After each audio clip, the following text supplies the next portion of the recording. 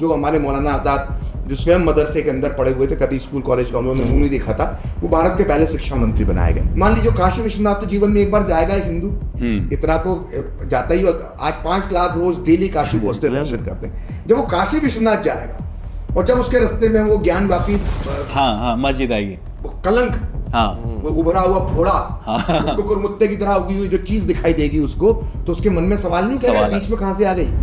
मैं फिर से क्लियर करूंगा, जो मुस्लिम लीग के मेंबर्स थे, संविधान सभा के मेंबर थे, जो मुस्लिम लीग के टिकट पे वो पाकिस्तान बनाकर गए नहीं, वहाँ पे पाकिस्तान बना यही रह गए। जो सरदार वल्लभ भाई पटेल है उनके बारे में जो इतिहास है उसमें भी बहुत डीपली बताया नहीं है। जितना कांग्रेस के बारे में, जवाहरलाल नेहरू जी के बारे में बताया, उतना डीपली नहीं बताया। तो उसके बारे में मौलाना आज़ाद लिखते हैं, जो नेहरू के खास दोस्त थे, जिन्होंने जो पुस्तक ही नेहरू जी को समर्पित की, उसी पुस्तक में लिखते हैं अपने मित्र के बारे में मौलाना आज़ाद कि ये मेरे जीवन की सबसे बड़ी भूल थी।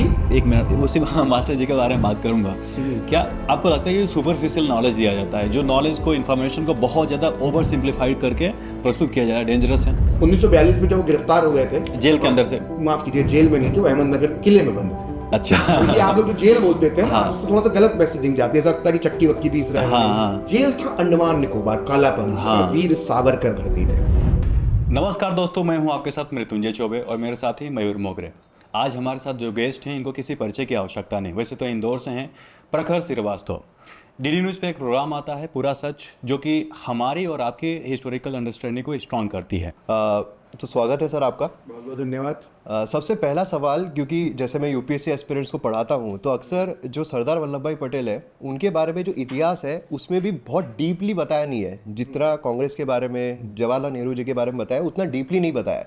और जो कुछ भी बताया हुआ है उसका जो एक हम बोल सकते हैं कि एक अलग एंगल जो है वो भी आज सामने निकल कर आ रहा है बच्चों के सामने।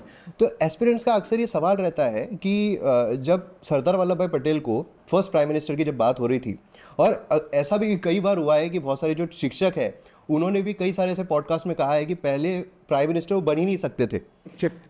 तो जब पहले प्राइम मिनिस्टर की बात हुई हमें आज़ादी मिलने के बाद, तो उस समय पर वोट ज़्यादा सरदार वल्लभ भाई पटेल को मिले थे, लेकिन स्टिल जो जवाहरलाल नेहरू जी है उनको पहला प्रधानमंत्री बना दिया गया। तो उसके पीछे क्या कारण आपको लगता है? देखिए, जो टीचर्स ये पढ़ा रहे हैं कि वो तो कांग्रेस अध्यक्ष का चुनाव था, उसका भारत के प्रधानमंत्री पद से कोई संबंध नहीं था, ऐसा बताते हैं, ऐसा नैरेटिव फैलाया जाता है। वो क्यों बनाया जाता है? वो इसलिए बताया जाता है कि सरदार पटेल को तो वोट ज़्यादा मिले थे। तो अब एक नैरेटिव पैदा किया जा रहा है कि नहीं, वो तो जो है वो चुनाव तो कांग्रेस अध्यक्ष पद का था, उसका भारत के प्रधानमंत्री से कोई लेना देना नहीं था, वो तो 1946 में इलेक्शन हुआ था। बेसिकली इसलिए कि जो वोट चोरी के आरोप आज राहुल गांधी लगाते घूमते रहते हैं गली गली में, तो कहीं वोट चोरी जो भारत की पहली चीज जो उनके परदादा ने की थी वो दुनिया के सामने ना आ जाए, इसलिए नैरेटिव ये वामपंथी इतिहासकारों, ये जो लिबरल गैंग है, इसने नैरेटिव फैलाया। देखिए, आप बहुत क्लियर समझ लीजिए कि वो चुनाव भारत के प्रधानमंत्री पद से कैसे जुड़ा हुआ। तो पहले मैं आपको वो बताता हूँ, फिर मैं आपको बात की उस मीटिंग की कहानी बताऊंगा। देखिए, क्या हुआ था कि जब 1946 में कैबिनेट मिशन जब भारत आ चुका था, तो ये तय हो चुका था कि एक अंतरिम सरकार बनेगी। देखिए, उस वक्त चुनाव भी हो चुके थे। चुनाव जो अंग्रेजों ने करवाए थे वो प्रांतीय सरकारों के चुनाव करवाए थे और केंद्र सरकार के लिए चुनाव करवाए थे, और भारत के संविधान बनाने की तैयारियां शुरू हो चुकी थी, और एक अंतरिम सरकार जिसको हम कह सकते हैं कि एक वाइसरॉय काउंसिल बनाई गई थी। उस वाइसरॉय काउंसिल का जो हेड होता, एक तरह से प्रधानमंत्री के उसके पावर होते, वो वही व्यक्ति होता जो सबसे बड़ी पार्टी का अध्यक्ष होता। कांग्रेस उस वक्त सबसे बड़ी पार्टी बनकर चुनाव में उभर कर आई थी, तो ऑब्वियसली जो कांग्रेस का अध्यक्ष बनता उस साल, वही जो है वो अंतरिम सरकार या वाइसरॉय काउंसिल जिसको कहते हैं उसका उपाध्यक्ष होता, यानी अंतरिम सरकार का अंतरिम प्रधानमंत्री वो होता। तो विशुद्ध तौर पर जो है वो प्रधानमंत्री पद का ही एक तरह से चुनाव था। संसदीय दल का जब नेता चुना जाता है तो फिर वही प्रधानमंत्री पद की शपथ लेता है, चाहे तो विधायक दल का नेता चुना जाता है फिर वही मुख्यमंत्री पद की शपथ लेता है। तो ये ठीक उसी तरह का चुनाव था, और ये बात कोई प्रखर श्रीवास्तव नहीं कह रहा, ये बात राजमोहन गांधी ने सरदार एक समर्पित जीवन करके एक पुस्तक लिखी है। उस पुस्तक में राजमोहन गांधी ने खुल्ला ही लिख कर गए। अब राजमोहन गांधी तो कोई आरएसएस के नहीं थे, राजमोहन गांधी तो आरएसएस से बहुत नफरत करते हैं, घृणा करते हैं, वो भी वामपंथी लिबरल थोड़े से अपने आप को मानते हैं।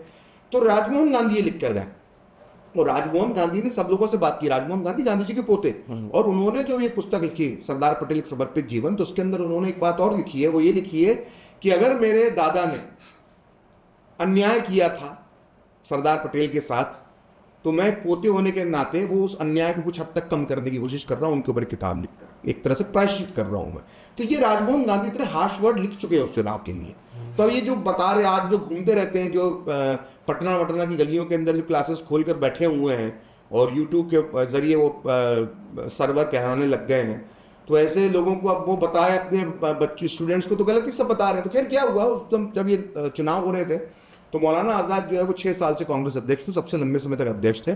तब भी मौलाना आज़ाद की बड़ी इच्छा थी कि वो वापस से कांग्रेस के अध्यक्ष बन जाए, क्योंकि प्रधानमंत्री पद का एक लोग कहीं ना कहीं जुड़ा हुआ था। तो गांधी जी ने कहा कि नहीं, आप तो नहीं बनेंगे मौलाना, आप पहले मना कर दीजिए कि अपना नाम आप मीडिया को बोल दीजिए कि आप मैं इस दौड़ में नहीं हूँ, मेरे मन में जवाहर है, मैं जवाहर को बनाना चाहता हूँ। इसकी मेरी पुस्तक जो है उसमें मेरा पहला चैप्टर का नाम ही है मेरी पसंद जवाहर है। इसी से मेरी पुस्तक मतलब स्टार्टिंग से ही उनके मन में था कि बिल्कुल गांधी जी के पूरे मन में था। लेकिन अब जब कांग्रेस जो प्रदेश कांग्रेस कमेटीज थी, इन्होंने जब अपने अपने नाम भेजे तो उसमें से जो 15 थी उनमें से 13 ने जो है वो सरदार पटेल का नाम प्रस्तावित किया, एक ने आचार्य कृपलानी का नाम दिया और एक ने पट्टाभी सीतारमैया का नाम दिया।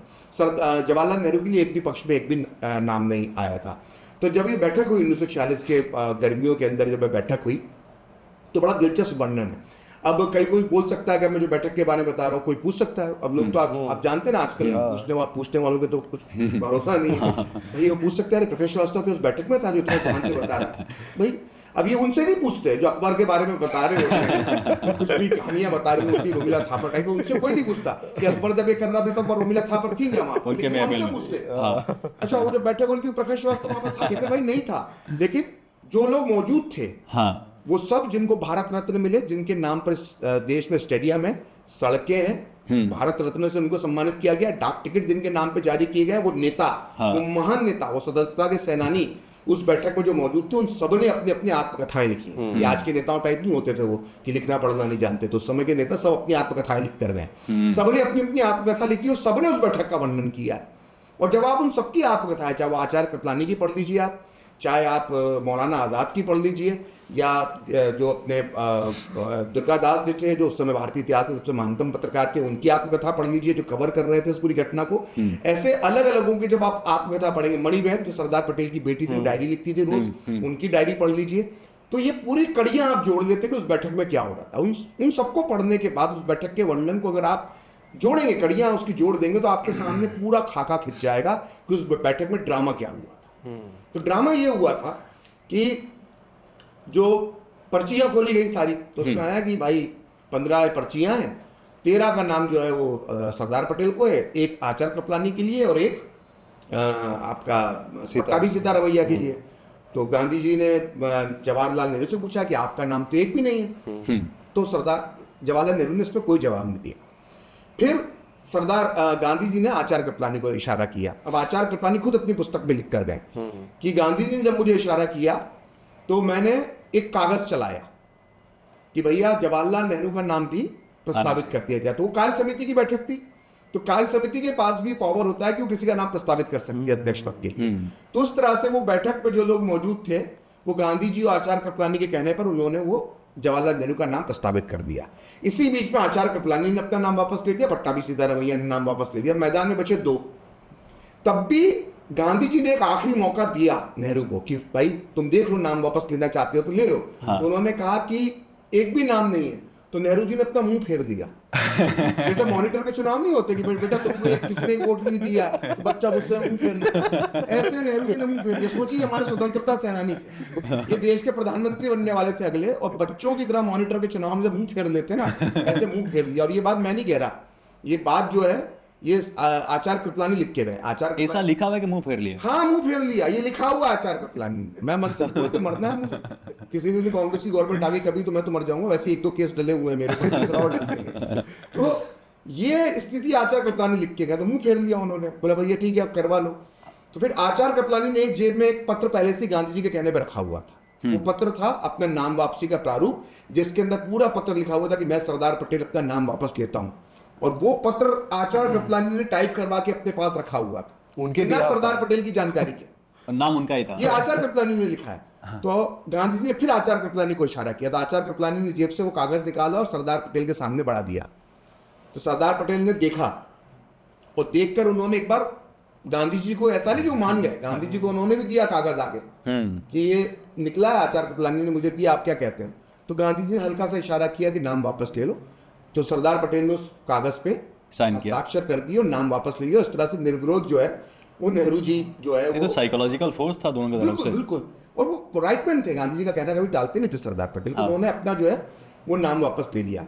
अब देखिए, और वो अध्यक्ष बन गए। उसके बाद उनको अंतरिम सरकार बनी, अंतरिम सरकार का उनको आमंत्रित किया गया, अंतरिम सरकार के मुखिया बने।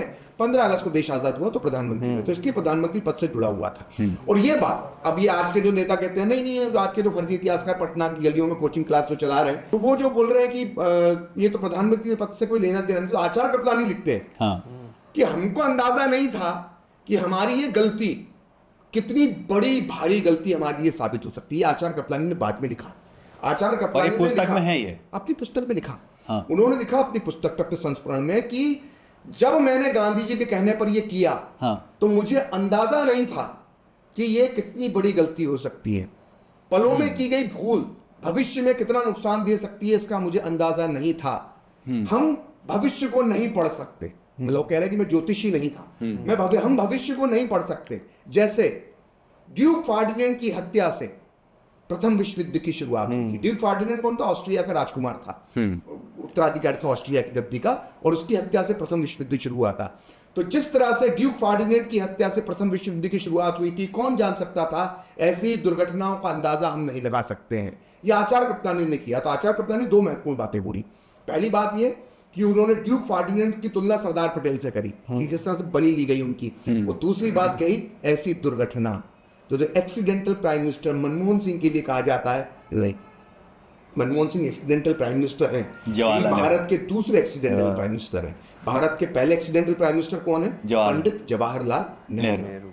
और ये जब ये पूरी घटनाक्रम हो गया और अध्यक्ष बन गए तो दुर्गादास यहाँ पर आते। दुर्गादास भारतीय इतिहास के सबसे महानतम पत्रकार, जिनसे जिन्ना सलाह लेता था, जिनसे गांधी जी सलाह लेते थे, नेहरू सलाह लेते थे, उनसे बड़ा पत्रकार भारतीय इतिहास में नहीं उनका हुआ। आइडियोलॉजी क्या थी? भी कोई आइडियोलॉजी नहीं थी। आज के पत्रकारों की तरह, हम लोगों की तरह नहीं। तो दुर्गादास ने अपनी पुस्तक जो लिखी है उसमें उन्होंने लिखा, और तीखे सवाल पूछते थे दुर्गादास, किसी से डरते नहीं थे। हाँ, तो उन्होंने गांधी जी से पूछा कि आपने कैसे क्यों बना दिया नेहरू जी को कांग्रेस अध्यक्ष? तो गांधी जी ने कहा कि मेरी पार्टी में इकलौता वही अंग्रेज है। इकलौता वही अंग्रेज है, इकलौता जवाहरलाल वही नेहरू। अंग्रेज है। ये प्रकाश श्रीवास्तव नहीं कह रहा है, दुर्गादास को गांधी जी ने कहा है। और दुर्गादास की निष्ठा पे, सत्यनिष्ठा पे कोई सवाल नहीं उठा सकता। बहुत बड़े पत्रकार थे, ये आज के टाइप के नहीं थे। उन्होंने कहा, दुर्गादास लेके तो गांधी जी ने कहा कि मेरी पार्टी में इकलौता वही जवाहर जो है वो अंग्रेज है। और दूसरी बात गांधी जी ने बहुत महत्वपूर्ण कही। हाँ। दूसरी बात उन्होंने कही कि जवाहर कभी दूसरे नंबर पर नहीं रह सकता। मतलब गांधी जी को यह डर था कि सरदार पटेल चूंकि मेरे शिष्य हैं, हाँ। मेरी बात मानते हैं, मेरा सम्मान करते हैं, तो दूसरे नंबर पर वो रहकर काम कर लेंगे, उनमें वो ईगो नहीं है। लेकिन जवाहर दूसरे नंबर पर रहकर काम नहीं कर सकता। और यही बात मणिबेन पटेल लिखती है बाद में कि गांधी जी को यह था कि अगर ये दूसरे नंबर पर इसको रखा गया तो ये कुछ जोड़ तोड़ की राजनीति कर सकता है, तो मतलब कोई सबोटाज भी कर सकते थे। ये गांधी जी को डर था। तो ये करा। तो दुर्गादास लिखते हैं कि राजेंद्र प्रसाद ने उस वक्त कहा कि एक बार फिर ग्लैमरस नेहरू के लिए बापू ने एक अपने सिपाही की बलि दे दी। ये राजेंद्र प्रसाद, डॉक्टर राजेंद्र प्रसाद जो भारत के राष्ट्रपति बने। सिपाही कौन? सिपाही सरदार पटेल। हाँ। ग्लैमरस बॉय कौन? जवाहरलाल नेहरू। जवाहरलाल नेहरू। ये उन्होंने कहा। और अब आइए मौलाना आजाद। मौलाना आजाद तो बिल्कुल नेहरू जी के खास थे। अपनी पुस्तक इंडिया विंस फ्रीडम जो उन्होंने समर्पित की है जवाहरलाल नेहरू को की है, उस पुस्तक में वो लिखते हैं जब कैबिनेट मिशन के प्लान की धज्जियां उड़ा दी कांग्रेस अध्यक्ष होने के नाते नेहरू ने, और कैबिनेट मिशन को ठुकरा दिया, कैबिनेट मिशन के प्रस्ताव में उल्लंघन डाल दिया। मैं 1 मिनट रुकूंगा, ये सभी पुस्तक आप पढ़ चुके हैं? नहीं, आपको क्या लग रहा है? मैं मतलब दर्शकों के लिए मैं ना केवल पढ़ चुका हूँ, इन सब पुस्तकों के पेज नंबर के साथ मैंने अपनी पुस्तक में कोट किया है। अगर मैं झूठ सब बोलूंगा तो अभी केस लग जाएगी। हाँ। चैलेंज कर रहा हूँ, अगर मैं झूठ बोल रहा हूँ, गलत बोल रहा हूँ, तो कोई भी केस भारत की किसी भी अदालत में, किसी भी थाने में जाके FIR लिखा सकता है मेरे खिलाफ कि प्रकाश श्रीवास्तव झूठ बोल रहा है। मुझे कोई डर नहीं, मैं कोर्ट में साबित कर दूंगा। ये सब लिखा हुआ है, जो भी बता रहा हूँ सब लिखा हुआ है, पेज नंबर के साथ मैं आपको बता। हाँ, आपके प्रोग्राम में सभी पेज नंबर वगैरह सब आप बताते हैं। मतलब बताना पड़ता है ना। रोमिला थापरकर में सुना मिली हुई अखबार के बारे में हम कुछ भी लिखते हैं। वो तो ये भी कहते थे कि युधिष्ठिर ने अशोका से सीखा था। उनको ही लिबर्टी, भाई हम लोगों को लिबर्टी नहीं है, हमें पेज नंबर बताने पड़ते हैं। कोई पूछ सकता है ना, तुम थे क्या बैठक में? आपके साथ ट्रेंड हो गया, अच्छा तो तुम उस बैठक में थे जो बता रहे हो भाई, इसलिए पेज नंबर बताएं। तो कैबिनेट मिशन के प्लान के धज्जियां उड़ा दी नेहरू ने। वो गलत किया था, सही किया था, वो अलग विषय है। तो उसी की वजह से फिर डायरेक्ट एक्शन डे होता है, फिर डायरेक्ट एक्शन डे की घोषणा कर देता है जिन्ना, और फिर वो कलकत्ता में दंगा होता है, हिंदू मारे जाते हैं।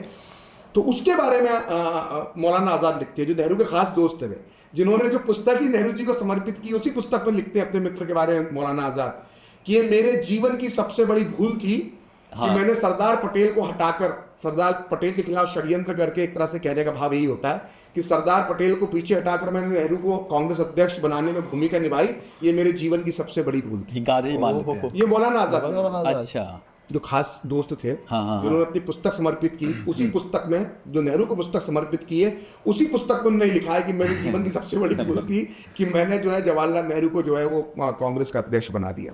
तो ये घटनाक्रम पूरा है। अब आके कोई बोले कि नहीं वो तो एक कांग्रेस, अरे भाई तू कौन है यार? अगर जब मुझसे पूछते ना तू था क्या बैठक में, तो मैं उनसे पूछता तू कौन है यार? तू माट साहब है कौन? पटना का माट साहब जो बता रहा है कि अध्यक्ष पद का प्रधानमंत्री पद, वो भाई मौलाना आजाद मान रहे कि प्रधानमंत्री पद का वो दावेदार बनता है जो अध्यक्ष बनता है, राजमोहन गांधी मान रहे, आचार्य कृपलानी उसको दुर्घटना मान रहे, वो डिजिटल मास ना 3 में ना 13 में तू अपनी यूनिवर्सिटी यूट्यूब में आके बता रहा है कि नहीं वो तो कांग्रेस अध्यक्ष पद के लिए चुनाव था, तो प्रधान भाई तू कौन है यार?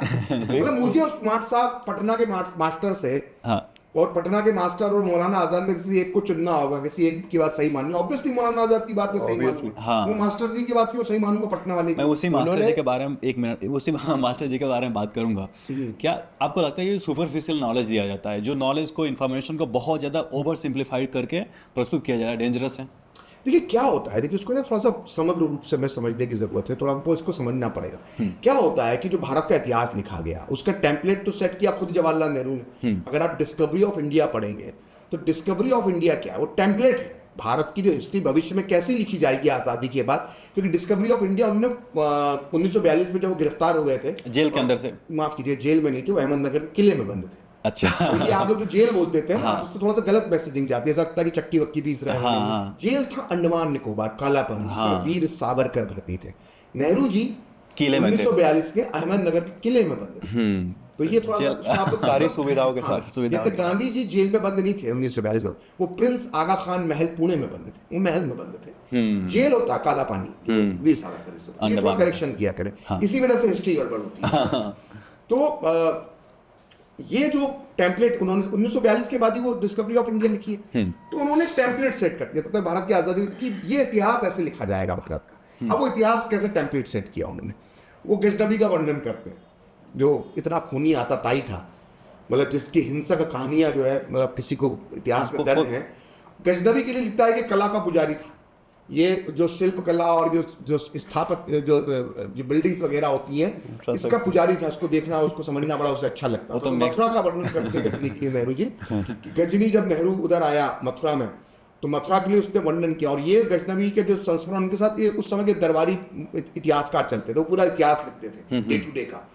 तो वो इतिहास गजनी के साथ जो आया था गजनी से, उसने वो इतिहास में लिखा, वो उसी को रेफरेंस देते हुए उसमें वो उसको कोट करते हैं चाचा नेहरू डिस्कवरी ऑफ इंडिया में, कि जब वो मथुरा आया, गजनी ने कहा कि मैं अगर ऐसा शहर बसाना चाहूं तो मुझे 200 साल लगेंगे, और ना जाने उसने कितनी सोने की दिनार बोली कि इतने सोने की दिनार मुझे लगेंगे। ये नेहरू जी लिखते हैं, ऐसा शहर में 200 साल में बसा पाऊंगा।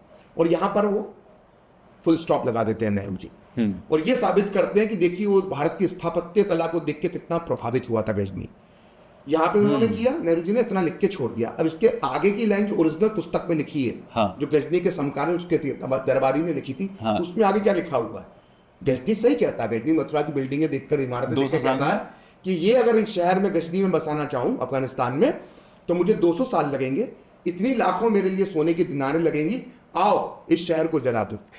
ये अगली लाइन है, ये अगली लाइन है उसकी असली पुस्तक में। मतलब जो जहां पर गजनी कह रहा है कि आओ शहर को जला दो, जला भी दिया जाता है मथुरा को, तोड़ दिया, वो चाचा नेहरू खा गए उस टाइप को। इसको कहते हैं पिक एंड चूज, कि जो मुझे अच्छा गप कड़वा कड़वा थू तो जो उनको लेना था चाचा नेहरू को डिस्कवरी ऑफ इंडिया में, कि जो मथुरा की तारीफ कर रहा है गजनी, वो तो ले लिया। अगली लाइन में कहता है कि शहर को जला दो, वो गायब कर दिया उन्होंने, और साबित करा कि भारत की स्थापत्य कला का बड़ा दीवाना था गजनी।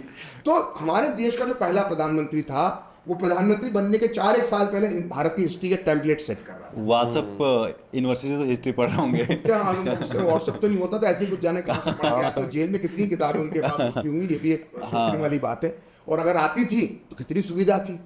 ये भी एक बात रही। कोई भी एक व्यक्ति, मैंने भी किताबें लिखी तो 500 पुस्तकों के रेफरेंस है उसमें, तो 500 पुस्तकें जो है मेरे को पढ़नी पड़ी।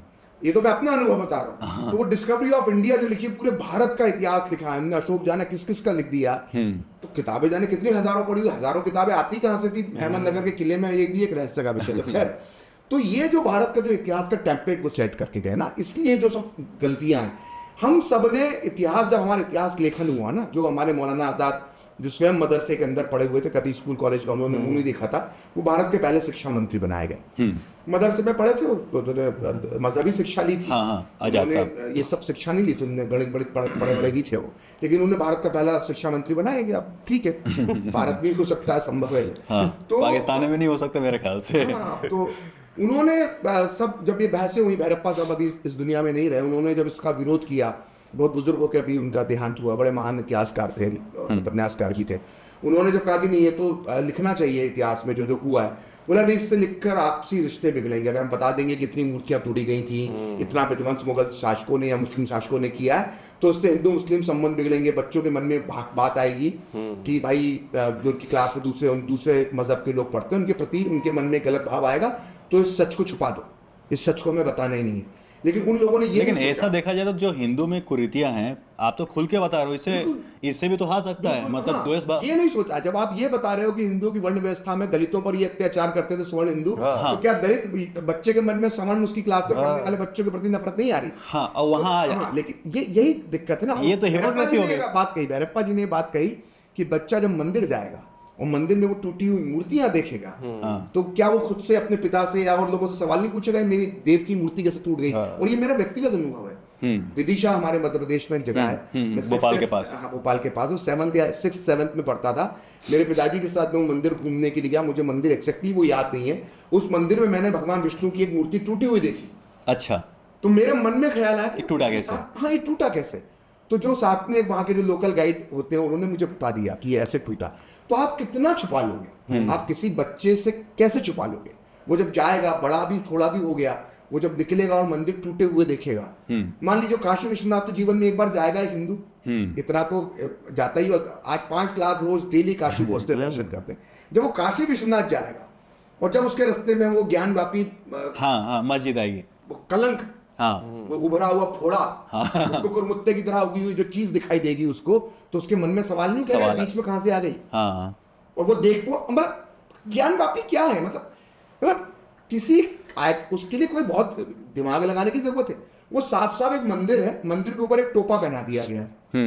अरे भाई, वो साफ दिखाई दे रही है मंदिर की दीवारें, उसके ऊपर एक गुंबद रख दिया। तो मतलब ये ह्यूमन ब्रेन है, कोई सोचेगा ना कि ज्ञान व्यापी को देख के, मतलब जिसकी मोतिया बिंद भी होगा ना इसकी आंखों में, जो पार्शियल नेत्रहीन होगा, वो भी देख के पहचान जाएगा कि भाई ये मंदिर है, मंदिर के ऊपर गुंबद लगा दिया है। लेकिन सर, मस्जिद बनाना बेहुदा नमूना है वो स्थापत्य कला का, मतलब अपनी दीवार तक नहीं बना पाए वो। और भैया तुम्हें सटा के क्यों बनानी है हमारे सारे मस्जिद? तुमने भाई, तुम्हारे पास तुम जिले सुबानी जहांपना थे, पूरा काशी तुम्हारा था भाई, 5 किलोमीटर दूर एक बड़ा सा प्लॉट लेके महान मस्जिद बना लेते। वो काशी विश्वनाथ से सटा के क्यों हमारी मस्जिद बनाई तुमने अपनी? वो तो फोड़ के बनाया गया ना। कृष्ण भूमि से सटा के क्यों बनाई? तो भाई तुम तो जिले सुबानी थे ना, तुम्हारी पूरा शासन था, बना लेते 20-25 एकड़ में अपनी मस्जिद। तो निश्चित तौर पर ये बहुत ही, ये मुस्लिम समाज को सोचना चाहिए कि भाई ये सब, इन चीज़ों के लिए लड़ाई नहीं लड़ना चाहिए, उसे अपनी स्वेच्छा से ये दे देना चाहिए। ये जो कलंक जो उभरे पड़े हैं भारतीय हिंदू मंदिरों के आसपास, जो कलंक के रूप में जो गुलामी की हमारी निशानियां जो पड़ी हुई हैं, इनको स्वयं मुस्लिम समाज को सीधा दिख रहा है। संबंध सुधरेंगे, देश का माहौल सुधरेगा। लेकिन तो मैं ये सब ये बता रहा हूँ आपको कि आप छुपाने से कुछ नहीं होगा। अब ये जो आप जो तो ये सब तो छुपा लिया गया, औरंगजेब का, अकबर का। अभी जो मैंने टेम्पलेट बताया, गजनी स्थापत्य कला का दीवाना था, शहर जला दूंगा, वो लाइन आपने काट दी। लेकिन मैं जिस इतिहास की मैं थोड़ा बहुत विद्यार्थी हूँ, जिसको मैं लिखता पढ़ता हूँ और बताता हूँ, वो है मॉडर्न हिस्ट्री 1920 के भारत का। उसके लिए मुझे कोई शिलालेख पढ़ना नहीं आना चाहिए, मुझे कोई पुरातत्व का जानकार होने की जरूरत नहीं है। भाई नेशनल आर्काइव जिस जगह पे मेरा दफ्तर है, इंडिया गेट के पास, मेरे दफ्तर से 1 किलोमीटर दूर नेशनल आर्काइव का दफ्तर है। जितने भी उस समय की रिपोर्ट्स हैं, अफसरों की, सरकार की, गवर्नर की, वो सब वहां पे पड़ी हुई, स्पीचेस वगैरह सब कुछ, सारी स्पीचेस पड़ी हुई हैं। उस समय के जो अखबार छपना शुरू हो गया था 1920 तक, वो सारे अखबार पड़े हुए हैं। नेता, चूंकि उस समय टेलीफोन नहीं होता तो पत्र व्यवहार करते थे एक दूसरे से, वो सारे पत्र पड़े हुए हैं। उस वक्त के नेताओं ने अपनी आत्मकथाएं लिखी हुई हैं। अब उसमें भी तुम झूठ बोलोगे तो पकड़ा ही जाओगे ना भाई। तुम अगर बताओगे कि नहीं तो उस बैठक में ऐसा नहीं हुआ तो मैं आचार्य कृपलानी की पुस्तक खोल दूंगा। तुम बोलोगे नहीं मैं ये नहीं मानता, मैं मौलाना आजाद की पुस्तक खोल लेकिन दूंगा। ये आप तुम कर वो सकते नहीं मानोगे मैं दुर्गादास की पुस्तक खोल दूंगा। फिर तुम वो नहीं मानोगे मैं मणिबेन की डायरी खोल दूंगा। उन्हीं के अक्षर में लिखी। लेकिन ये आप कर सकते हैं। बहुत सारे जेनजी की बहुत सारे छोटे छोटे बच्चे नहीं हैं नहीं, आप ये जो जेनजी धुर्राठी वाले मत लेना। धुर्राठी की वीडियो देखकर नहीं वो दुर्राठी जी जो देख रहे हैं वो देख रहे होंगे, तो बाकी हर जयंती तो नहीं देख रहा ना। ऐसे ऐसे रिसर्चर है, मैं जानता हूँ 24 25 साल के लड़कों के, वो रहते दिल्ली में है, ऑनलाइन जो है महाराष्ट्र के अर्काइव खोद खोद के वीर सावरकर की चीजें निकाल लाते हैं। ये टाइम बहुत अलग हो चुका है। हम सिर्फ एक नजरिया जो हमको दिखाया जा रहा है, हम उस नजरिए से देख रहे हैं। एक पूरे ऐसे युवा जेनजी जनरेशन है पूरी जो अलग तरह का रिसर्च कर रही है। मैं मिलता हूँ, मैं लोगों से मिलता हूँ जो मैं पाता हूँ कि किस तरह का लेवल का रिसर्च हो रहा है। तो ये जो झूठ की इमारतें जो बना रखी है बहुत दिन टिकेंगी नहीं, क्योंकि मॉडर्न हिस्ट्री में तो आप बेवकूफ बना ही नहीं सकते हो किसी को। भाई मैं क्यों मानूं? मैं किसी बेवकूफ रोमिला थापर, मैं किसी आर.एस. शर्मा, मैं किसी बिपिन चंद्रायन की क्यों मानूं जब मेरे पास ओरिजिनल मटेरियल पड़ा हुआ है भाई। नहीं सर, पर ये जो है अब जैसे मान लीजिए गांधी जी ने ब्रह्मचर्य के प्रयोग किए, वो स्वयं लिख कर गए ना। हाँ। वो स्वयं लिख कर गए। अब मुझे कोई आके बोले नहीं नहीं वो तो ऐसा नहीं किया था हमने, तो मैं संपूर्ण गांधी वांग्मय दिखा दूंगा। अब संपूर्ण गांधी वांग्मय कोई मैंने खुद की घर की प्रिंटिंग प्रेस में तो छापा नहीं है। हाँ। भारत सरकार ने छापा है। हाँ। नेहरू जी जब गांधी जी की मृत्यु हुई तो नेहरू जी की जब सब प्रधानमंत्री थे तभी संपूर्ण गांधी वांग्मय नेहरू जी की देखरेख में छपना शुरू हुआ। तो संपूर्ण गांधी वांग्मय में जो सब कुछ गांधी जी ने बोला, लिखा, कहा, वो सब उसमें छपा। कांग्रेस सरकार ने छापा। कांग्रेस सरकार ने छापा। हाँ। भारत सरकार ने छापा। हाँ। उसकी वो बाइबल है, उसकी सत्यता पे कोई सवाल नहीं है। तो भैया उसमें लिखा हुआ है। अब कोई आगे कहे नहीं नहीं वो तो किया। अरे भाई तू गांधी जी खुद बोल के तू कौन है यार? तू कौन? अब वो नेहरू जी के, मैं selected works of Jawaharlal Nehru का इस्तेमाल करता हूँ नेहरू जी के पत्र वगैरह निकालने के लिए। Selected works of Jawaharlal Nehru 100 parts में है, और हर पार्ट्स में करीब करीब 800 से 900 पेज है, और अभी भी काम चल रहा है उस पर। मतलब आपका पूरा एक कमरा, ये पूरी दीवार भर जाएगी, इतना बड़ा कलेक्शन है वो ऑनलाइन भी उपलब्ध है। अब भाई मैं तो अपने घर में नहीं छापूंगा यार, मैं क्यों नेहरू की 800 पेज की सब किताबें छापूंगा? इतना फालतू पैसा तो नहीं है मेरे पास। भारत सरकार ने छापा। भारत के राष्ट्रपति होते थे सर्वपल्ली राधाकृष्णन, उनके बेटे थे एस गोपाल, वो उसके संपादक रहे selected works of Jawaharlal Nehru. उन्होंने पूरा कलेक्शन नेहरू जी के पत्र निकाल के छापे हैं वो। एक कांग्रेस नेता। हाँ, तो खुद नेहरू जी के पत्र उसमें छपे हुए। आप बोले नहीं नहीं वो तो नेहरू जी ने ऐसा नहीं कहा था। अरे बेवकूफ, नेहरू जी का पत्र खुद छपा हुआ है। जाके नेहरू मेमोरियल चले जाओ, उसको प्रधानमंत्री संग्रहालय कहते हैं, वहाँ स्वयं नेहरू जी की राइटिंग्स में लेटर लिखे हुए हैं। नेहरू जी की राइटिंग में लिखी। अरे जो उनने हाँ, पेन से लिखते थे। अच्छी मित्र होती थी लेडी माउंटबेटन, उनको जो सारे पत्र लिखे उनकी राइटिंग में पड़े हुए, जाके देख लो, फाइल नंबर मैं बता दूंगा।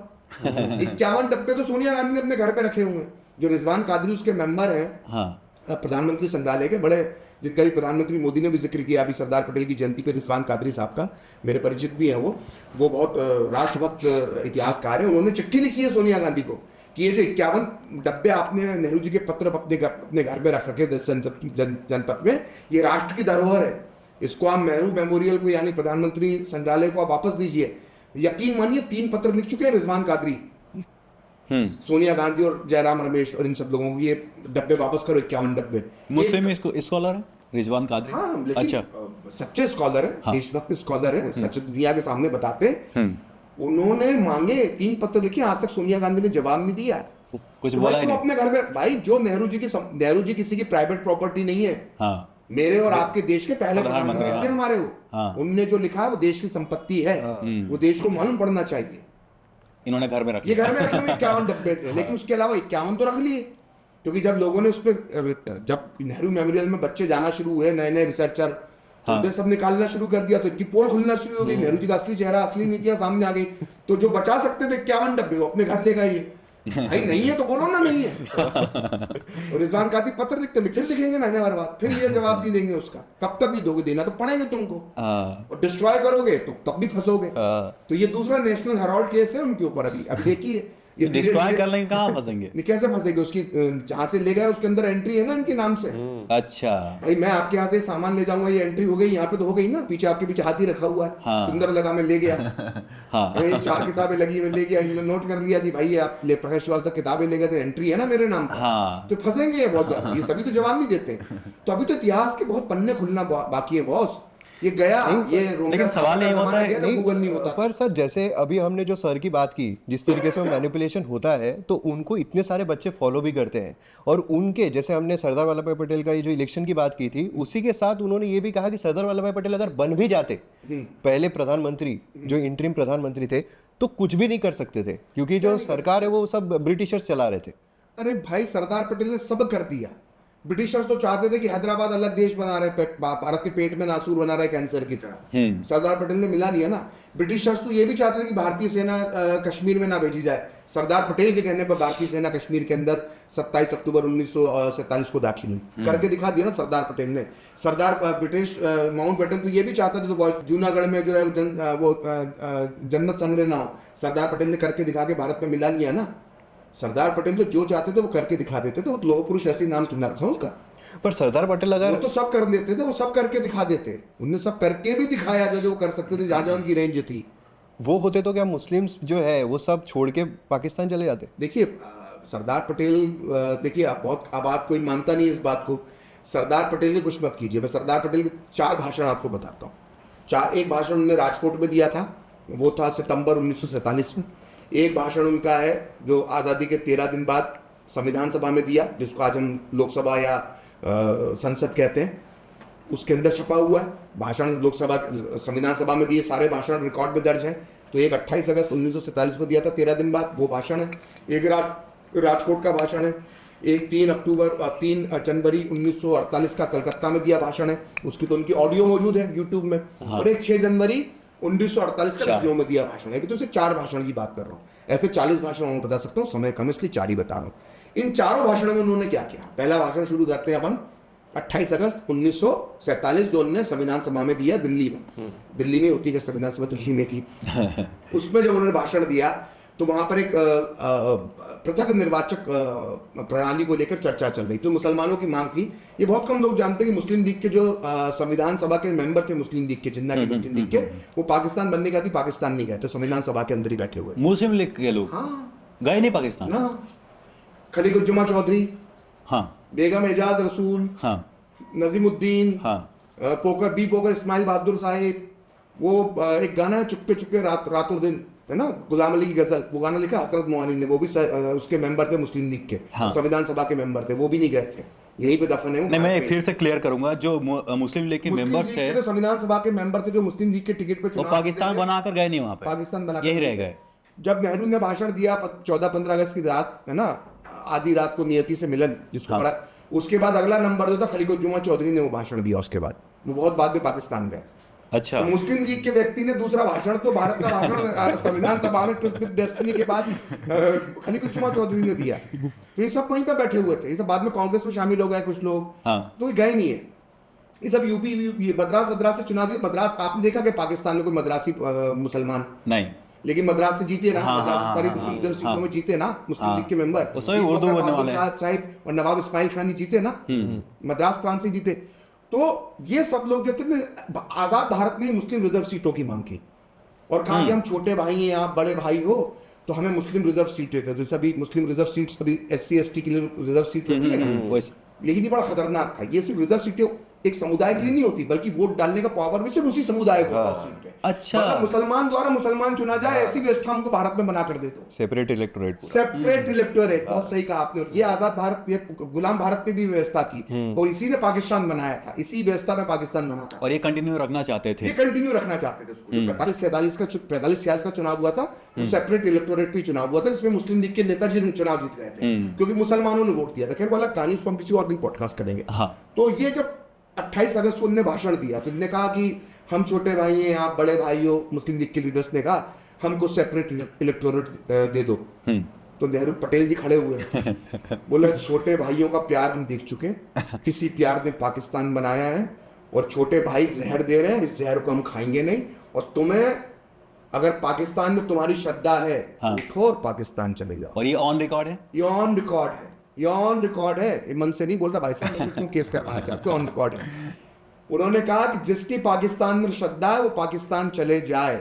सोचिए अगर ये बात आज लोकसभा या राज्यसभा में कोई बोल दे तो पूरा जो है भारत की सही। योगी नहीं बोल सकते, ये सरदार पटेल की भाषा है। हाँ। उसके बाद राजकोट में बोला, बोले जिनकी पाकिस्तान में श्रद्धा है पाकिस्तान चले जाए। इसके बाद आई 3 जनवरी 1948 कलकत्ता, वो तो भाषण यूट्यूब में मौजूद है, अगर आप चाहें तो इस वीडियो में लगा भी देना ये भाषण। पढ़े हैं वैसा हाँ, कुछ पढ़े हैं, उसमें बोला है नहीं, पढ़े हैं। ये जो 3-4 करोड़ मुसलमान भारत में पड़े हैं, हाँ सोचिए ये भी नहीं कहा ये 3-4 करोड़ मुसलमान हमारे भाई जो भारत में रहते हैं, आज का नेता ऐसा बोलता है ना, हाँ। मतलब बीजेपी के नेता भी ऐसी भाषा बोलते हैं कि हमारे मुसलमान भाई, कोई भाई भाई नहीं। सरदार पटेल ने कहा ये 3-4 करोड़ मुसलमान जो भारत में पड़े हैं, ये एक रात में देशभक्त कैसे हो गए मुझे समझ में नहीं आता। तो ये अवेलेबल है हाँ। यूट्यूब पे। हाँ फिर लखनऊ में जो 6 जनवरी को भाषण दिया, उसमें कहा उन्होंने कि सिर्फ बातों से काम नहीं चलेगा। हाँ हाँ इसी लखनऊ के मुसलमानों ने पाकिस्तान बनाया था, और अब आपकी बातों से काम नहीं चलेगा। हाँ। इस देश के प्रति आपकी निष्ठा को आपको साबित करता पड़ेगा। बोले इतनी हार्श लैंग्वेज कि आप भारत के मुसलमानों से कह रहे हो कि बातें मत करो, साबित करो कि तुम्हारी निष्ठा भारत में है, तुम भारत के प्रति वफादार हो, ये साबित करो। ये सरदार पटेल के शब्द है। आज सरदार पटेल जब इतने फुल फॉर्म में थे वो उस वक्त जनवरी 1948 तक, वो तो गांधी जी की हत्या के बाद थोड़ा बैकफुट पर चले गए। अन्यथा उन्होंने तय कर रखा था। प्यारेलाल नैयर जो गांधी जी के पर्सनल सेक्रेटरी थे, उन्होंने पूर्णाहुति करके एक पुस्तक लिखी है 4 खंडों में, गांधी जी के अंतिम जीवन का उसमें पूरा वर्णन है, क्योंकि वो तो पूरे समय गांधी जी के साथ शेडो की तरह उसके साथ रहते थे। उसमें उन्होंने लिखा है कि सरदार पटेल का साफ मानना था कि ऐसे मुसलमान जिन्होंने पाकिस्तान के पक्ष में मतदान किया, और 90% मुसलमानों ने, भारत में जो मुसलमान रह गए थे, उन्होंने 90% मुसलमानों ने पाकिस्तान के पक्ष में मुस्लिम लीग को वोट दिया था। तो सरदार पटेल का यह मानना था कि ऐसे मुसलमानों को पाकिस्तान भेज देना चाहिए। और ये बाकायदा 4 मैंने भाषण बता दिए उनके, जिसको शक है वो चारों भाषण की स्क्रिप्ट निकाल के देख ले। एक तो ऑडियो में पड़ा हुआ है, सरदार पटेल की आवाज में भाषण पड़ा हुआ है, जिसमें वो कह रहे हैं कि 3.5-4 करोड़ मुसलमान जो भारत में पड़े हैं, ये एक रात में देशभक्त कैसे हो गए।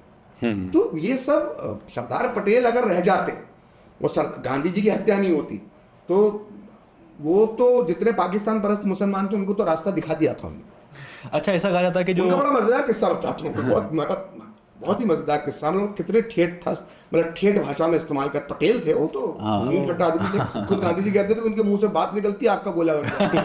तो वो जिन्ना ये भारत ऑपरेशन पोलो की तैयारी कर रहा था, हैदराबाद में भारत की सेना घुसने वाली थी, और सितंबर का वो तीसरा हफ्ता शुरू हो चुका था, अगर मैं गलत नहीं हूँ 17 सितंबर की बात है, 1948 में जिन्ना की मौत हो गई। तो घोष डॉक्टर प्रफुल्ल चंद्र होते थे बंगाल के मुख्यमंत्री, तो उनने फोन लगाया सरदार पटेल को रात में, बोले कि वो जिन्ना मर गए, तो क्या हम भी कल राष्ट्रीय शोक के स्वरूप क्या भारत का झंडा आधा झुका दें। बोले क्यों, तुम्हारा समझी लगता था। ये खुद प्रफुल्ल चंद्र जी ने बताया अपनी बोले चिन्ना के मुझसे बोले तुम्हारा समझी लगता था। हालांकि बाद में फिर वो नेहरू जी ने तय किया कि नहीं वो एक शोक हमें रखना चाहिए, पड़ोसी देश है, तो झंडे झुकाए गए, लेकिन रात तक उनकी प्रतिक्रिया ये थी कि तुम्हारा के समझिए उसके लिए झुका दो। तो वो इसके अगेंस्ट थे, मतलब कोई झंडा कहा का शोक जिन्ना के मरने पे। लेकिन जवाहरलाल नेहरू ने अरे कैसा सुन लगता तुम्हारा कि तुम उसको झंडे झुका रहे हो भारत के। फिर भी लेकिन किया गया वो नेहरू जी ने फिर कहा तो मान लिए। आपने हैदराबाद का जिक्र है इसमें, तो हैदराबाद के सोचिए जिन्ना के मरने का भी लिहाज नहीं किया। नेहरू जी तो चाहते थे कि भाई ये समय ठीक नहीं है, अभी जिन्ना मरा है, लोग बोलेंगे फायदा उठा रहे हैं। बोला क्या कुछ नहीं, बोला ऑपरेशन पोलो खत्म करो, निजाम को उड़ा ये भारत के पेट में। आपने हैदराबाद का जिक्र किया, लेकिन मैं एक शिक्षक से बात कर रहा था, वो बता रहे थे कि जो रजाकार थे हैदराबाद के, उनका कोई जिक्र नहीं, राजा नहीं, नवाब रजाकार, हाँ रजाकार जो हैदराबाद के, उनका कोई जिक्र नहीं है पुस्तकों में। हमारे ऐसे ऐसे बातें अभी पाए जाते हैं, अभी भी हैदराबाद में, लेकिन जो हिस्ट्री में हुआ है भाई अभी भी आप रोज टीवी पे देखते हो दोनों भाई, वो भी रजाकारी है, उनके सपोर्टर्स भी हैं। हाँ, उनके सपोर्टर भी रजाकार हैं। देखिए वो क्या है, वो ओबीसी ब्रदर्स जो है वो रजाकारी तो हैं भाई। MIM क्या थी, एक पार्टी होती थी MIM हैदराबाद के नवाब के समय 1940 में। MIM उसका नेता होता था कासिम रिजवी। कासिम रिजवी रजाकारों का नेता था, तो उसने सेना बना रखी थी और MIM राजनीतिक पार्टी बना रखी थी। जब ये ऑपरेशन पोलो हुआ तो उसको भारतीय सेना ने गिरफ्तार कर लिया कासिम रिजवी को। फिर 10 साल बाद 1957-58 में कासिम रिजवी को जेल से छोड़ दिया गया। सोचो, जिसने भारत की सेना से भारत से युद्ध लड़ा था उसको सिर्फ 10 साल बाद छोड़ दिया नेहरू जी ने, क्योंकि तब तक सरदार पटेल की भी डेथ हो चुकी थी। तो नेहरू ने छोड़ दिया और कहा कि भैया 5-6 दिन है, तुम पाकिस्तान जा सकते हो, वापस जाओ, तो यहाँ नहीं रह सकते। तो पाकिस्तान जाने से पहले चूंकि MIM पार्टी उसकी थी, तो उसने ओवैसी जो हमारे हैं ना, ओवैसी साहब, असदुद्दीन ओवैसी, इनके दादा जान होते थे, अच्छा, उनको अपनी पार्टी दे रही थी, तो उन्होंने कुछ नहीं किया, MIM के आगे AI लगा दिया, ऑल इंडिया। तो इस तरह से AIMIM बन गई। ये रजाकारों की पार्टी, उन्हीं की पार्टी, ये बताते नहीं है कभी, लेकिन एक बार अकबर उद्दीन ओवैसी ने अपने भाषण में कह दिया था कि हमारे पुरखों ने जो है भारतीय तोप से मुकाबला किया। ये भाषण है उसका, ये उसका स्पीच है। हाँ, स्पीच में बोला अकबर उद्दीन ओवैसी ने ये बात। तो वो शिक्षा का कहना था कि जो रजाकार की हिस्ट्री है कहीं पढ़ाई नहीं जाती, पुस्तकों में छुपाई जाती है, ऐसा। देखिए क्यों अब देखो, सबसे बड़ा दुर्भाग्य क्या है, मतलब ये तो शर्म की बात है, रजाकारों ने जो हिंसा की, जो काटा है लोगों को हैदराबाद में, सबसे बड़ा शिकार मानो कौन बने? दलित। दलित बने, दलितों पे अत्याचार किया, दलितों के धर्म परिवर्तन करवाए। और आपको जानकर आश्चर्य हुआ, बहुत आश्चर्य होगा, मल्लिकार्जुन खड़गे के बारे में आपने सुना होगा। हाँ। कि वो कहते हैं कि मेरी माता जी को और मेरी बहन को जिंदा जला दिया गया था, लेकिन वो ये नहीं बताते किसने जिंदा जलाया था। रजाकारों ने। रजाकारों ने। सोचिए, कांग्रेस के राष्ट्रीय अध्यक्ष मल्लिकार्जुन खड़गे जो दलित समाज से आते हैं, उनकी माता और उनकी जो बहन थी, उनको रजाकारों ने जिंदा जला दिया था। और मल्लिकार्जुन खड़गे छोटे होते थे, उनके पिता उनको लेकर जंगल में भाग गए थे, तो मल्लिकार्जुन खड़गे जिंदा बच गए, और रजाकारों की वजह से उनकी माता जी और उनकी बहन को जिंदा जला दिया गया। लेकिन खड़गे जी जब ये बात करते हैं तो उनके मुंह में किसने जलाया था बताते ये नहीं बताते, बस जला दिया गया। और उनके बेटे प्रियांक खड़गे सनातन धर्म के खिलाफ क्या क्या बोलते हैं, हाँ, आपने सुना है। हाँ, लेकिन कभी ये नहीं बताते कि उनकी दादी को जलाने वाले कौन थे, मतलब जो जिन्होंने दादी को जलाया उनकी लिए चुप्पी है, और जिन बेचारे हिंदुओं ने, जिस सनातन ने उनका कुछ नहीं बिगाड़ा, हाँ, उनके लिए वो भद्दी भद्दी बातें। हाँ। तो सोचिए, जब कांग्रेस का अध्यक्ष नहीं बताता कि मेरी माँ के साथ, मेरी माँ के हत्यारे रजाकार थे क्योंकि उसको मुस्लिम वोट बैंक की चिंता है, तो आप किससे उम्मीद करेंगे यार? मतलब हिपोक्रेसी की हद है भाई, ये हद है। सीमा होती है। सीमा होती है। वो चलता सही मीम चलता भाई, इन्हीं लोगों के लिए बनाया, जिसने मीम बनाया सैल्यूट हो। मोदी जी आते हैं मतलब उसमें। सोचिए यार, कांग्रेस के अध्यक्ष हो और बताते जरूर हो कि मैं बचपन में अनाथ हो गया था, मेरी माँ को जिंदा, अब जिंदा जला दिया तो कोई जलाने वाला भी होगा ना, तो उसका नाम भी बोलो। और ये जो है ना, वही नेहरू जी का टेम्पलेट सेट था ना, कि बड़ा खूबसूरत शहर है, बस यही पर इसको जला दो, गायब कर दीजिए। वही टेम्पलेट है कि मेरी माँ को जलाया, मेरी बहन को जलाया, किसने जलाया? चुप। ये इस तरह का। अच्छा, ये सक्सेसफुल हो जाते हैं सेलेक्टिव वाली हिस्ट्री बताने में, इन्फॉर्मेशन बताने में सक्सेसफुल हो जाते हैं। एक वास्ट यूट्यूब पर भी बहुत सारे यूट्यूबर हैं, हाफ फैक्ट्स दिखाकर जो मैनिपुलेट करने की कोशिश करते हैं, अपना एजेंडा चलाते हैं। बहुत ही सेलेक्टिव इन्फॉर्मेशन देकर। आपने इतना बोलते नाम ही बोल दिया। तो मैं यही बोल रहा हूँ, बहुत सारे यूट्यूबर्स हैं आज के, बहुत सारे हिस्टोरियंस हैं, प्रोफेसर्स हैं, जर्नलिस्ट हैं, सेलेक्टिव इन्फॉर्मेशन देकर एक नैरेटिव सेट कर लेते हैं और सक्सेसफुल होते हैं। क्या आपको लगता नहीं कि जो करंट गवर्नमेंट है कहीं ना कहीं विफल हैं उनको नैरेटिव काउंटर करने में? देखिए ऐसा नहीं है। देखिए क्या होता है कि आप 70 साल वर्सेस, देखिए एक व्यक्ति ने 70 ओवर खेले, मैं आप क्रिकेट की लैंग्वेज में बताता हूँ, 70 ओवर खेले उसने, तो कितनी सारी बॉलें मिली, तो उसने बहुत सारे रन बना दिए। अभी आपको 11 साल ही तो खेलने को मिले, 11 ओवर तो खेले हैं आपने। अभी जब आप 70 ओवर खेल लेंगे ना पूरे, उस दिन बात करेंगे, तब तक हम रहे ना रहे। लेकिन कहने का मतलब ये कि आप बहुत जल्दी उम्मीद करते हैं एक पूरा सिस्टम। देखिए ये बहुत आसान है कह देना कि हम 200 साल अंग्रेजों में गुलाम रहे। हमारी गुलामी का इतिहास जो है वो इस्लाम के आने के बाद से शुरू हो जाता है। हम जो इन्वेडर्स आए थे, आज़ाद भी रहे, हमने संघर्ष भी किया, हम आज़ाद भी हो जाते थे, फिर हम उन पे कब्जे हो जाते थे, ये चलता 7वीं सेंचुरी से मान सकते हैं जब वो उसके उतना भी नहीं, लेकिन हम 12वीं शताब्दी से तो गजनवी कब आया था, 7वीं सेंचुरी में आया था। एक लंबा समय हमने गुजारा। तो अब आप सोचते हो 11 साल के अंदर सब कुछ बदल गया, तो 11 साल बहुत कम समय होता है। अभी हमको बड़ा लगता है कि हमने 11 साल गुजारे हैं उस काल में, लेकिन जब ये आप 200 साल बाद जाएंगे तो 11 साल 2 या 3 पन्नों की कहानी होता है। गुलाम मंच भारत में 200 साल चला, कितने पन्नों में समझ जाता है? 4 या 5 पन्नों में। तो इतिहास जब समय गुजरता जाता है तो कालखंड छोटे होते जाते हैं। हम लोग क्या बहुत जल्दी चाह रहे हैं, काम हो रहा है। देखिए, और अब कोई सरकार के वो CBSE की किताबों में आप लिख देंगे, उससे कुछ नहीं हो जाएगा। अब एक पैरेलल नैरेटिव आ गया भाई, लोगों के पास नेशनल आर्काइव जो है वो सिर्फ जाना नहीं है, आप किसी गांव में बैठ के इंटरनेट पे ओपन नैरेटिव भी लिखे। हाँ ठीक है, काम अभी बहुत होना बाकी है, थोड़ा स्लो भी रहा है, लेकिन निराश होने की जरूरत नहीं है। एक से एक रिसर्चर है, जबरदस्त काम हो रहा है। सर, आजकल के जो पॉलिटिशियंस हैं, यूट्यूबर्स हैं, वो एक फ्रीडम फाइटर है जिनका नाम है वीर सावरकर। उनका मजाक उड़ाना और माफ़ी वीर मांगना, पार्लियामेंट में लोग खड़े होकर बोलते हैं, उनकी मौखरी होती है। क्या उन्होंने अपोलॉजी किया था? माफी देखिए, मांगे थे? इसमें देखिए बहुत सारी तरीके होते हैं करने के, अपने अपने लड़ने के तरीके होते हैं, रणनीति का हिस्सा बहुत सारी चीजें होती हैं। मैं दूसरी बात कहता हूँ, आप उस विवाद पे जाने की जरूरत नहीं, मैं आपको दूसरा उसका पक्ष बताता हूँ। जब ही उन्होंने ये शब्द कहे तो क्या कहा सुप्रीम कोर्ट का भी जब मामला गया, देखिए वो इसलिए खबर बहुत लोगों के नजर में नहीं आई कि पहलगांव जो हमला हुआ था उसके बाद सुप्रीम कोर्ट ने राहुल गांधी को इसी शब्द पे फटकार लगाई। सुप्रीम कोर्ट ने कहा कि क्या स्वतंत्रता सेनानियों की इस तरह की भाषा का इस्तेमाल करते हैं, और जबरदस्त लताड़ लगाई है। वो खबर इसलिए लाइमलाइट में नहीं आ पाई कि उसमें पूरा मीडिया का फोकस जो था पहलगांव में था। ऑपरेशन सिंदूर शुरू होने वाला तो वही बहस चल रही थी कि भारत कब जवाब देगा, तो वो खबर दब गई, जबकि बड़ी खबर थी। बहुत लताड़ लगाई सुप्रीम कोर्ट से बड़ा तो कुछ नहीं ना भारत में। तो वो जो शब्द आप इस्तेमाल करते हो वीर सावरकर के लिए, उसके लिए आपकी किरकिरी हो चुकी। एक बात। दूसरी बात, भारत में मैं आप सचिंद्र नाथ सान्याल का उदाहरण देना चाहता हूँ। सचिंद्र नाथ सान्याल जो हैं वो सावरकर जी के समकालीन थे, उनके साथ काला पानी में सजा काट रहे थे। भगत सिंह के गुरु भी थे ना? हाँ, उनको भगत सिंह अपना मानते थे, अपना आदर्श मानते थे। उनमें से आदर्श मानों में से एक सचिंद्र नाथ सान्याल भी थे। गिड़गिड़ा रहा है क्योंकि उसका बेटा जेल में बंद है, और जो संथानम जो जवाहरलाल नेहरू के साथ जेल में बंद थे, तो वो उतने बड़े नेता नहीं थे। तो इतने खुश हो गए वो कि जब उनको और जवाहरलाल नेहरू को एक ही हथकड़ी के अंदर बांधा गया, तो उन्होंने एक पुस्तक लिख डाली छोटी सी, हैंडकफ्स विद जवाहर। उस पुस्तक में वो लिखते हैं, अब बेचारा उनके मन में तो कोई नेहरू जी के प्रति गलत भावना नहीं, गर्व से भरे हुए थे कि यार मुझे जवाहर के साथ एक हथकड़ी में बांधा गया, और इसी नाम से उसने पुस्तक लिख डाली, हैंडकफ्स विद जवाहर। अभी भी इंटरनेट पे उपलब्ध है उस पीडीएफ उसका। अच्छा। उसमें वो लिखते हैं कि रात में जब नेहरू जी सोते थे तो चूहे घूमते थे, तो नेहरू जी डर जाते थे, डर के उड़ जाते थे। तो जेल के अंदर इस संथानम जी ने लिखा है। अच्छा। संथानम जो नेहरू जी के साथ जेल में बंद थे नाभागी जेल में, उन्होंने लिखा है कि जब चूहे दौड़ते थे तो नेहरू जी डर जाते थे और बड़े परेशान होने लग गए थे। वो कपड़े भी धोते थे तो कपड़े धोने की उनको आदत थी, तो परेशान हो जाते थे। बोले जेल की दीवारें कच्ची थी, उससे मिट्टी झड़ती थी, तो नेहरू जी उससे परेशान होकर झाड़ू लगाना शुरू कर देते थे।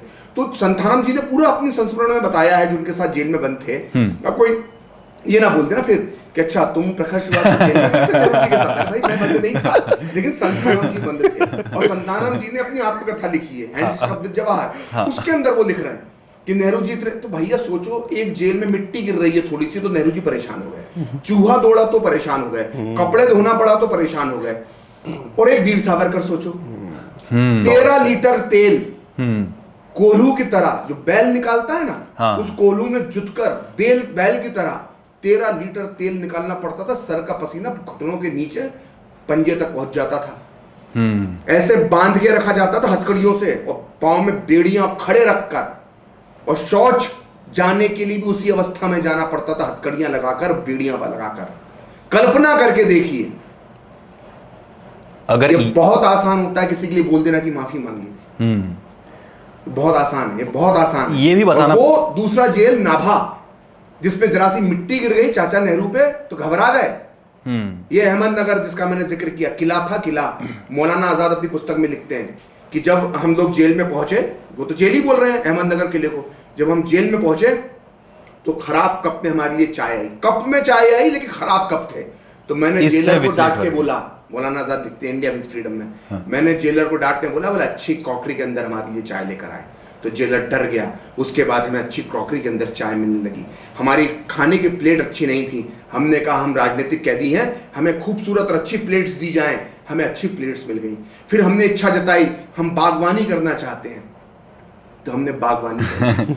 उसी किले में बैठ के नेहरू जी ने डिस्कवरी ऑफ इंडिया लिखी, जाहिर तौर पर पुस्तकें भी आती होंगी, पढ़ते होंगे। उसी जेल में बैठकर पट्टाभी सीतारमैया ने पुस्तक लिखी, उसी जेल में बैठ के, सारे किले में बैठ के पुस्तकें लिख रहे थे लोग।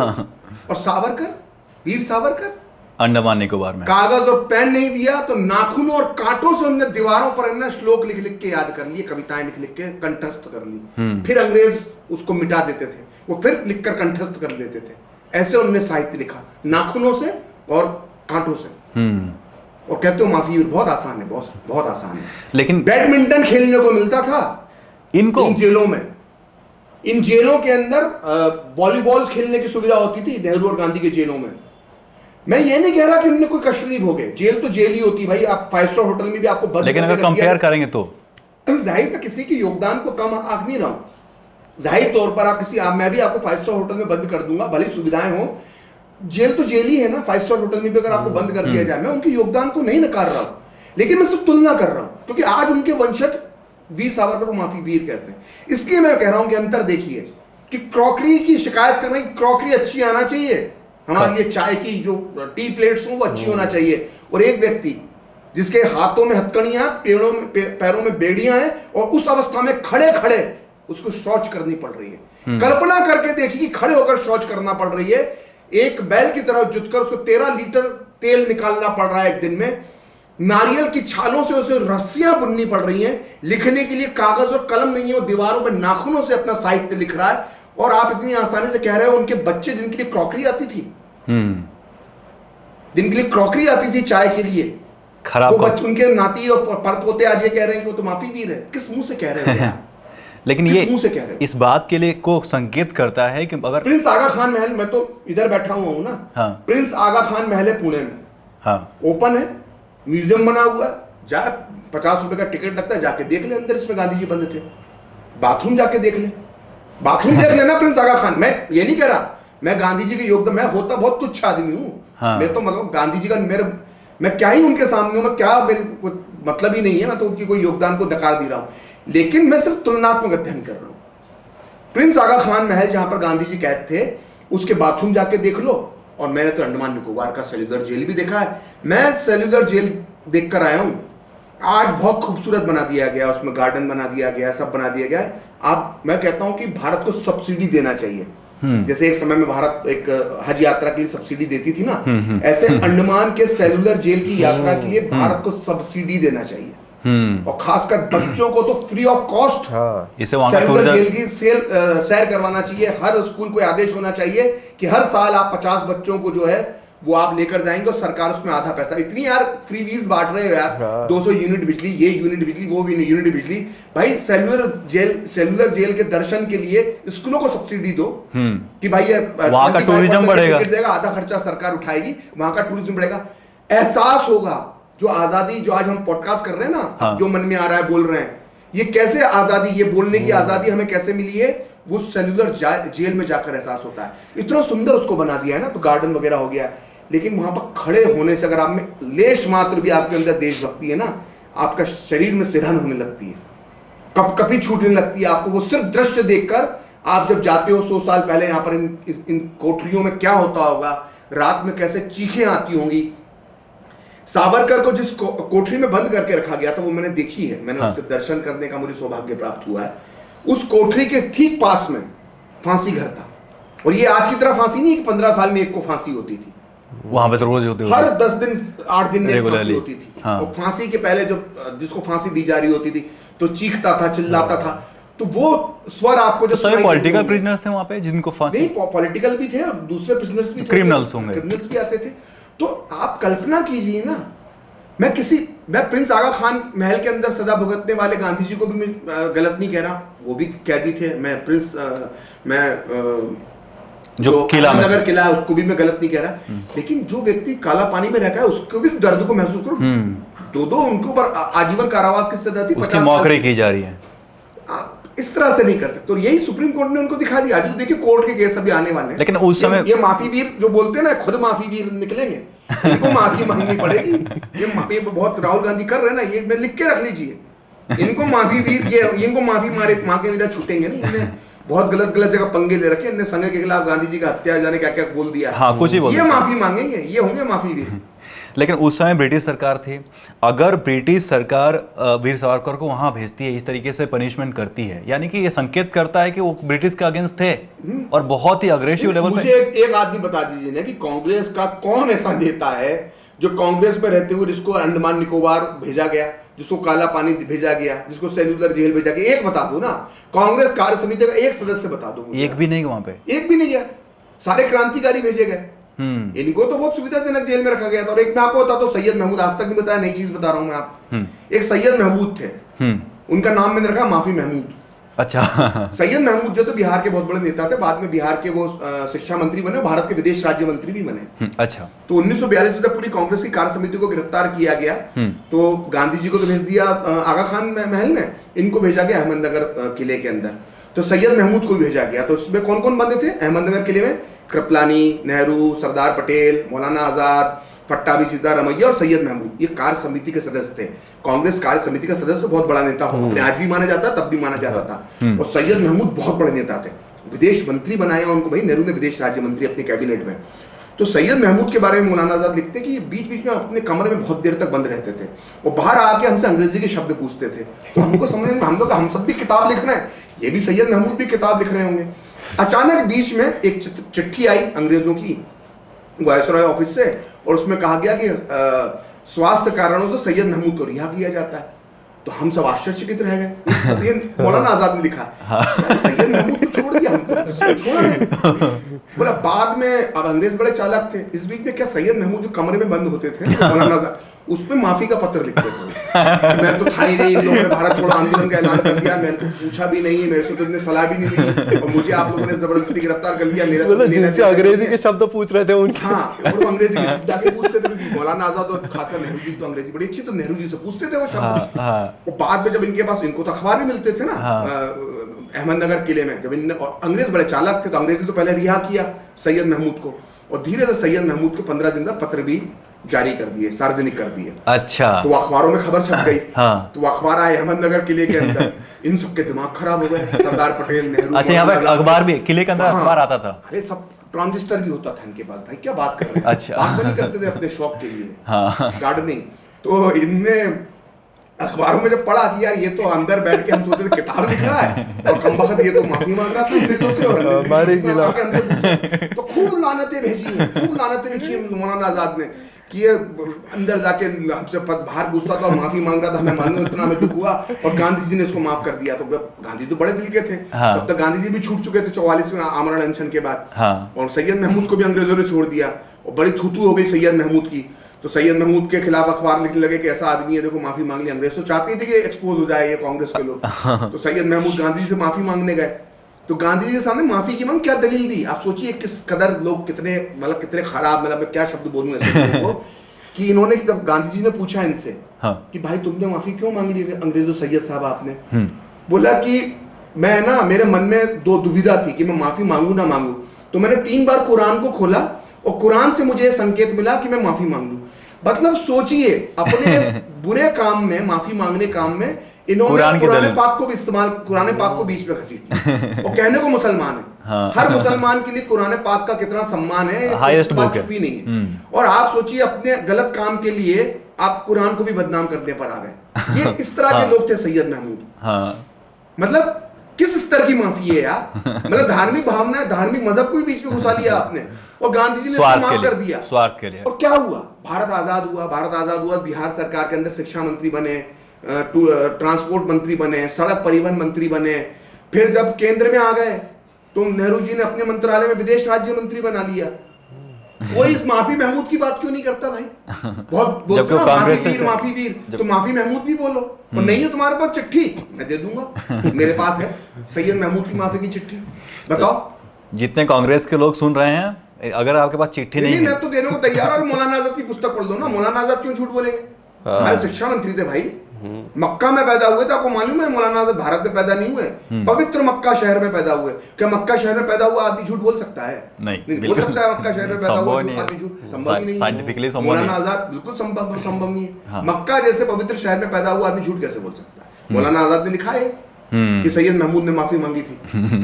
वो कांग्रेस अध्यक्ष थे, वो तो खुद ही जब जेल में बंद थे तो कांग्रेस अध्यक्ष थे ना मौलाना आजाद। तो कांग्रेस अध्यक्ष लिख रहा है अपनी पार्टी के महासचिव के बारे में कि सैयद महमूद ने माफी मांगी थी। तो क्यों माफी महमूद नहीं बोलते? क्योंकि मुस्लिम वोट बैंक, मुस्लिम तुष्टिकरण, जबकि वो आपके पार्टी के हैं। इनको तो ये साबित करना है ना कि सभी का खून शामिल है यहाँ की मिट्टी में। तो किसी मुस्लिम को कैसे बदनाम करेंगे? वीर सावरकर सॉफ्ट टारगेट है, उनको बदनाम करते हैं। और देखिए एक चीज और बोल देता हूँ मैं जाते कि सावरकर को बदनाम करने का टाइमिंग देखिए। ये तो अपने पत्र उनके कोई पहली बार सामने नहीं आए, तो उनके जीते जी सामने थे, सारी चीजें तो खुद बता के गए सारे पत्रों के बारे में। अचानक कुछ वामपंथी इतिहासकारों ने ये 88-89 के आसपास ये पत्रों को फिर से मुद्दा बनाना शुरू किया। जो हिंदुत्व आगे जा रहा था, हिंदुत्व उभर रहा था। हाँ। राम मंदिर आंदोलन शुरू हो गया था, हिंदुत्व जागरण हो रहा था। तो हिंदुत्व का जो शब्द देने वाले वीर सावरकर थे, हिंदुत्व की आइडियोलॉजी देने वाले, तो उनको बदनाम करने के लिए कि सावरकर को हम बदनाम करेंगे तो हिंदुत्व की आइडियोलॉजी बदनाम होगी, तो ये मुद्दा फिर से उठाया गया। ये कोई इनको कोई ये नहीं था कि कोई बहुत खोज कर कोई चीज लाए थे। तो ये समस्या है।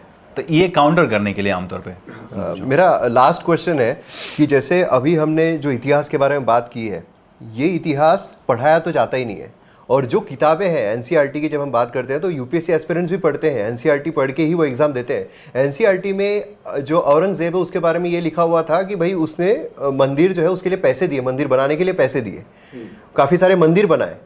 बाद में जब उनको तथ्य पूछे गए कि आपने सोर्स क्या यूज़ किया है, तो एनसीईआरटी का जवाब आया आरटीआई में कि हमारे पास कोई सोर्स नहीं है।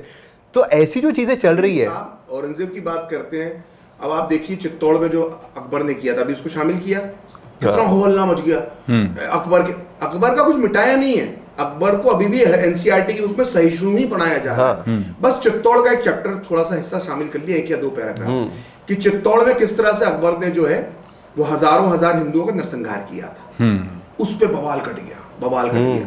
अरे भाई, अकबर के दरबारी लिख कर गया है, अकबर का दरबारी लिख कर गया है कि जिले सुबहानी ने जो है वो कैसे कत्लेआम मचाया था हिंदुओं का चित्तौड़ में, वो खुद अकबर खुद ही बोल के गया। फिर एक अकबर का खुतबा भी आ गया।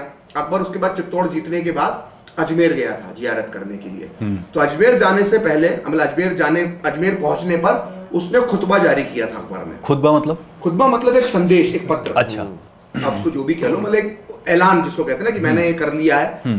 तो उसमें अल्लाह के आदेश से मैंने इतने काफिरों को कत्ल किया, इतने मंदिर तोड़े, खुद अकबर लिख रहा है। ये अकबर बोल रहा है, अकबर लिख रहा है, जिनको हम महान लगी हुई है भाई, जिनको हम महान बोलते हैं और पढ़ते हैं। तो अकबर ने मुहर लगाई उसमें।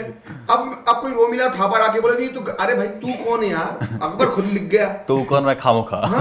3 मिनट 13 में वो खुद ही लिख कर गया, उसके दरबारी लिख कर गए। उसके 4 और समकालीन चित्तौड़ की लड़ाई में, चित्तौड़ की लड़ाई के बाद किस तरह से, और ना सिर्फ देखो, आप जब युद्ध में पुराने जमाने में सैनिकों को तो एक दूसरे को इसी तरह से मारते थे, कुछ समय कोई इस तरह के पैक्ट तो होते नहीं थे, कोई है ना, कोई संधियां जैसे आजकल हैं, उस तरह की संधियां तो होती नहीं थी। तो ये होता था, लेकिन चित्तौड़ के अंदर किसानों को मारा अकबर ने, उन किसानों को मारा जो रसद अंदर पहुंचा रहे थे, खाने पीने का सामान। अच्छा, आम लोगों को मारा उसने, उन्हें स्वीकार किया ना उसने। मंदिर तोड़ने के बाद अकबर स्वीकार कर रहा है, तुम मत मानो।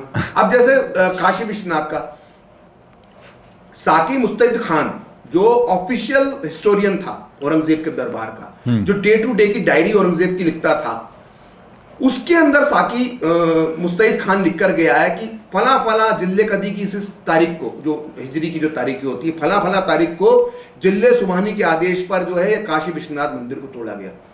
अब कोई आके बोले नहीं नहीं, तोड़ा नहीं गया था ये तो, अरे भाई लिख गया, उसको ऑफिशियल हिस्टोरियन लिख गया, जिले सुबहानी औरंगजेब। जिले सुबहानी, मतलब हम जिले सुबहानी तो है सारे मुगल बादशाह। तो खुद लिख गया कि जहां आलमगीर औरंगजेब ने जो है ये मंदिर तोड़ा काशी विश्वनाथ का, साकी मुस्तैद खान समकालीन दरबारी ऑफिशियल।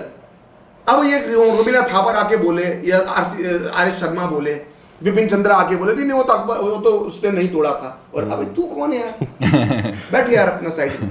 भाई मेरे पास डायरेक्ट, जब मैं औरंगजेब की पुस्तक पढ़ने की मेरे पास सुविधा उपलब्ध है, मैं कहाँ बीच के आदमी बिचौलियों को पढ़ूंगा, ट्रांसलेटेड आदमी को, नाल पढ़ूंगा ना भाई मैं। नहीं, पर फिर भी ये जो हम बात कर रहे हैं, ये जब पढ़ाया नहीं जाता है, तो अभी भी ये अगर पॉडकास्ट देखने के बाद भी अगर एस्पिरेंट को या बच्चों को भी अगर स्कूल में भी क्वेश्चन आता है तो उनको वही लिखना पड़ेगा जो एनसीईआरटी में है। तो ये चेंज क्यों नहीं हो रहा है हमारे? तो आप समय लगेगा, कोशिश कर रहे हैं, गति धीमी है, ये बात सही है, लेकिन कार्य चल रहा है। अब जरा सा चेंज करते हैं तो कितना फिर वॉशिंगटन पोस्ट में आर्टिकल छपने लगते हैं, न्यूयॉर्क टाइम्स में आर्टिकल छपने लगते हैं। अभी देखिए वो हर राखी पे एक आर्टिकल आजकल वायरल होता है कि अकबर ने भारत में राखी शुरू करी थी। भैया तो वो जो द्रौपदी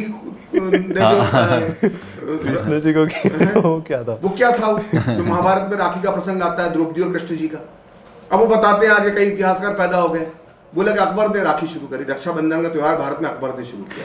इसका कोई बेस है क्या? कुछ बेस है क्या? अब बिरयानी, अरे बिरयानी कौन से यार, चावल होता है, चावल के लिए पानी लगता है भाई, पानी नहीं होता वहां पर यार। हाँ, बिरयानी खाएंगे यार वो बिरयानी। और चलो जब बिरयानी शुरू कर दी तो हमें क्या मिल गया, मतलब क्या बिरयानी खा के क्या मिल गया? तो समोसे, अब समोसे नहीं होते तो क्या मर जाते हैं यार? बेहुदा बातें करते हैं ना ये सब, मतलब समोसे सब उल्टा बीमारी हो रही है। चित्तौड़ जरा सा जोड़ा एक पैराग्राफ, क्योंकि अकबर का कुछ भी नहीं हटाया, अकबर की जो महानता पढ़ाई जो है वो है, जो था वो है, बस एक चित्तौड़ का चैप्टर हल्का सा सब चैप्टर जोड़ा, उसमें इतना बवाल हो गया, पिल पिला गए। तो ये इसलिए गति धीमी होती है। लेकिन क्या है ना कि मैं एक वीएस नायपॉल बहुत अच्छी बात बोल के गए, उसी बात में अपनी बात खत्म करूंगा कि इतिहास जैसी जरूरी चीज को हम इतिहासकारों के भरोसे नहीं छोड़ सकते। तो जो सच मैं कहता हूं ना कि अब तो ओपन है ना, अब आपके कोई कहेगा किसी की नहीं होता औरंगजेब ने ये नहीं किया था, तो अचानक बोलेगा साकी मुस्तैद खान की मैंने पढ़ी है, उसमें तो लिखा हुआ है और वो तो औरंगजेब की सलाह पर लिख रहा था। तो ये झूठ चल नहीं पाएगा बहुत दिन तक। ये क्या चल गया, ये चल गया क्योंकि लोगों के पास उस तरह के, अब जैसे एआई आ रहा है तो अब तो बहुत सारी चीजें अब तो अथा है। ये अब गया, जो जितना होना था ना दोस्त बेवकूफ बनाना तो बना लिया, अब ये बस दी एंड है यहाँ। अब खत्म। और पॉडकास्ट हौसला रखिए, जल्दी निराश हम हो जाते हैं और बहुत जल्दी हम उम्मीद करने लगते हैं। हौसला रखिए, सब बदलाव आ रहा है और ये बदलाव होता रहेगा, चलता है। उनका नेरेटिव तो खत्म होने वाला है कि हमारा पॉडकास्ट भी खत्म हो